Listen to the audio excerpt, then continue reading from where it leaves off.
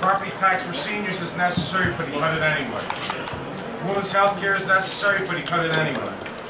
Economic growth is necessary, and he has a chance to prove it. He can start by signing the 30 bills to get the state working again, and the handout to millionaires won't create new jobs or anything else for small business. Speaker? This afternoon, the democratically controlled legislature heard a description of Chris Christie's New Jersey. For us in the Assembly and Senate majorities, though, there is a New Jersey that the governor did not describe. A New Jersey that has suffered in this past year for the significant cuts that have been made to programs that the governor described as popular but not necessary. People earning $15,000 a year who had heretofore been able to deduct the earned income tax credit from their annual tax filing. Most of the people in that tax bracket category are people working at minimum wage jobs. Generally, it's women raising children. The governor made reference to wanting to cut taxes, but not taxes that could not be paid for. What we want to challenge the governor to do is to examine the tax structure and those kinds of tax cuts that best benefit working class people. Senate President Sweeney made reference to the 30-bill package that we have moved to the governor's desk. There are many bills in that package that will help support small and medium-sized businesses in the state. The issue of education. Schools in New Jersey are not wholeheartedly broken.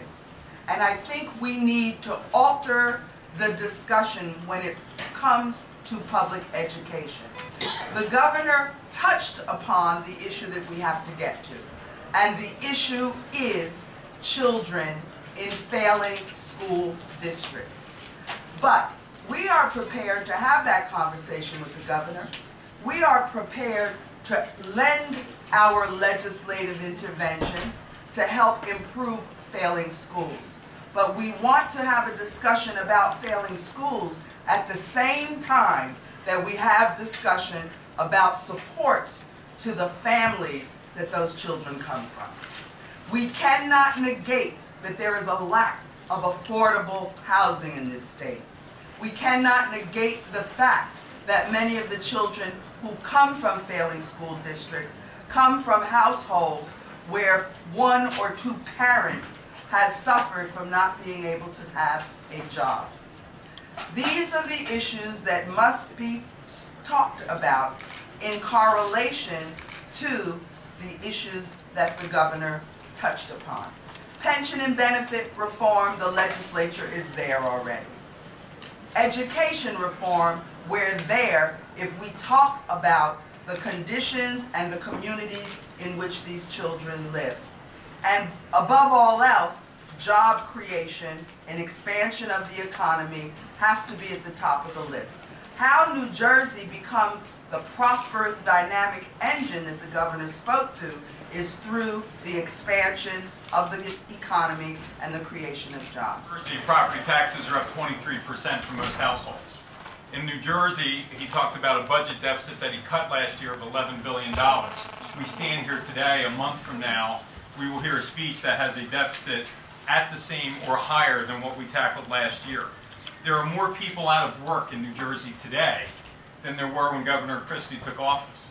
It's more than just that unemployment rate that's above 9%. That number is skewed for the thousands of people that are out of work and have been out of work so long that they're no longer on the unemployment rolls.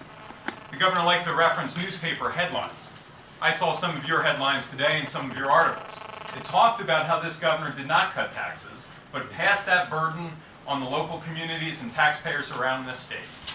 We can talk about a toolkit that we did in bipartisan support, but I remember when I bought my first home and my father handed me a toolkit and he said, when something breaks in this house, you'll use this toolkit to repair it. Ladies and gentlemen, New Jersey's property tax problem is not a fixer-upper. It is a tear down and rebuild. So if we're going to talk about tax reform, let's not just do it for individuals and corporations. Let's attack it at the core of its disease, which is where people can't afford to live in this state because their property taxes are more than their mortgage payment. In his State of the State address, talked about staying the course. My God, I hope not. We've seen in the state of New Jersey, for the past year, this course, a wholesale assault on our education system. We've seen for the past year, this governor taking dollars out of municipalities in order to shore up his state budget. You heard him in his own words, 9% cut in the expenditures of state government. 9% cut leading to property tax increases in every municipality in the state, ending property tax assistance and homestead rebates for our seniors. This governor has not solved the state's budget problems. He's passed the buck on to municipalities and counties. Continue the course, we can't afford to. We need to have honest solutions and an honest dialogue, not soundbite and YouTube moments. This administration excels at passing the buck. We need to get down to work. We need to have real solutions that not only support our education system, and you heard the governor say that money is not the answer to educational success. Maybe not, but it has a big thing to do with educational success. Is the governor telegraphing the punch that he now wants less money for education?